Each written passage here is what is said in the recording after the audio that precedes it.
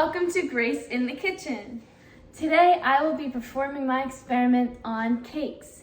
As we know, cooking is a great example of chemistry because an endothermic reaction occurs when the ingredients or the reactants come together to make a product or a delicious treat. In this case, cakes. Today I will be testing out what happens when we alter the reactants, what happens to the product and its taste, structure, and overall just effectiveness of the product. So let's get into it. I will be joined today by my sous chef, Pip. Say hi. Pip is not great in the kitchen, but neither am I. So we're just gonna try our best. And I might have a taste tester later. So each cake will be, the base recipe for the cake are 6 tablespoons of flour, 3 tablespoons of sugar, a pinch of salt, 2 or 3 pinches of baking powder, 2 tablespoons milk, 2 tablespoons cooking oil, a 1/4 teaspoon vanilla, and 1/3 of an egg, because we're making very small cakes for this experiment. But for the purpose of our experimental groups, one will be a control with all of the ingredients, and then one of the cakes will be left out, the egg, one will leave out the baking soda, and one will leave the oil out. So I'm gonna mix all of these ingredients together for my control, and then I'm gonna do the same thing for my experimental. Okay, so I've put all of my cakes together. I'm about to put them in the oven, but I'm just gonna show you what they look like for now. So number 1 is our control with all the ingredients. Number 2 has no oil. Number 3 has no eggs, and number 4 has no baking powder.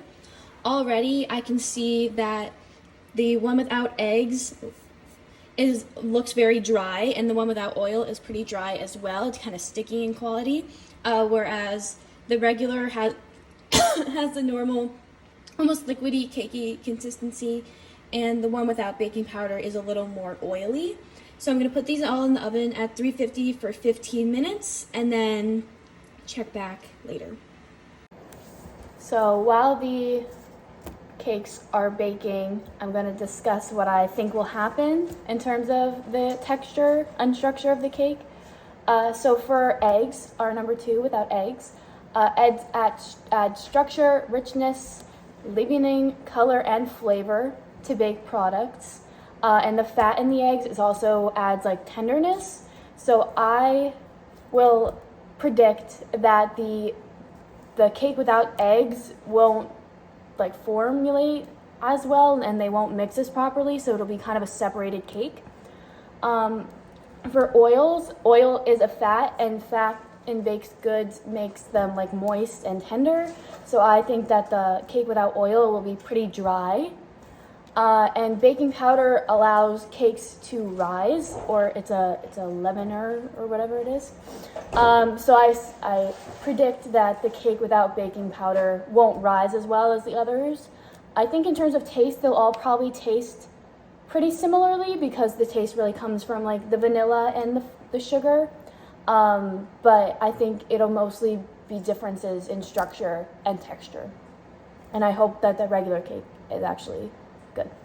But again, I don't bake, so we'll see. Okay, so immediately out of the oven, they all look different, which I think is a good thing. So this is our control. This is the no eggs. As you can see, it kind of looks kind of broken up and dry, which is good. This is the one without oil. Again, it looks pretty dry. And this is the one without baking soda, and it did not rise. So it appears as though they all did their jobs. And I'm going to talk a little bit more about that, and then we'll get into the taste test in just a little bit. Okay, I took them out of the ramekins, and they don't look good because I underbaked them, but I still think they did their job. This was the normal one. This one didn't have eggs, this one didn't have oil, and this one didn't have baking powder. So now we're gonna taste test. I'm joined today by my dear friend, Jonah. You might recognize him from the prom pictures I showed you. Or sophomore year chemistry class. Oh yeah. So Jonah has opted not to taste this one or this one Whatever. I'll eat it. because it looks like Jell-O. So he's gonna try the normal one first and see how taste and texture are in the control. This one should be the best, texture-wise. Yeah, texture looks good. It's holding together well. Yep. Now try to taste it.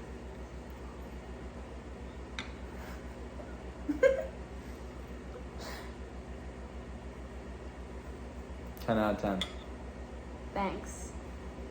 So this one, Wait, that one's actually really good. I know, I'm great at baking. This one, without the eggs, really kind of dipped in the center, probably because it wasn't able to leaven.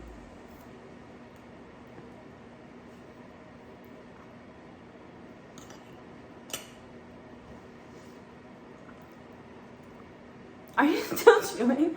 Taste is fine. It kind of, yeah. I'd say the ingredients were definitely separating more in my mouth than they would be if I included the eggs. So now, once he swallows his first bite, Jonah's gonna try the one without oil, which, Okay, this one's falling apart a little bit more. So texture's Yeah. not great. but that's, this one should be more dry. That's not cooked even a little bit. So is this an experiment Is to it- see who gets food poisoning? Yeah, basically. Is it more I think I might just won.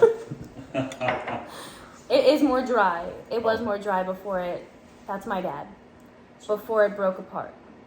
And now finally I'm gonna try the one without, without baking powder. And it does look a little gelatinous.